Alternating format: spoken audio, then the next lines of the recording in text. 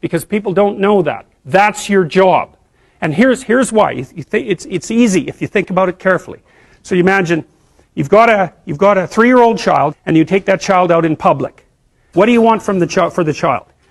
You want the child to be able to interact with other children and adults so that the children are welcoming and smile and want to play with him or her, and so the adults are happy to see the child and treat him or her properly.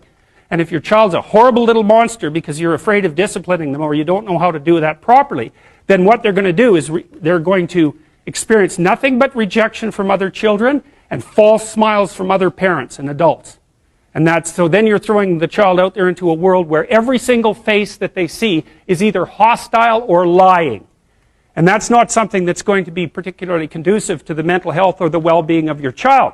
If your child can learn a couple simple rules of behavior, like don't interrupt adults when they're talking too much and pay attention and try not to hit the other kids over the head with the truck any more than is absolutely necessary, then and share and play properly, then when they meet other kids, the kids are going to try out a few little play routines on them, and that's going to go well, and then they're going to go off and socialize each other for the rest of their lives.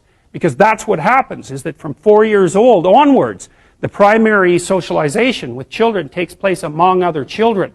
And so if the kids don't get in on that early, they don't move into that developmental spiral upwards and they're left behind. And then the peers leave them behind, and then those kids are alienated and outside the peer group for the rest of their life. Well, those are the ones that grow up to be long-term antisocial.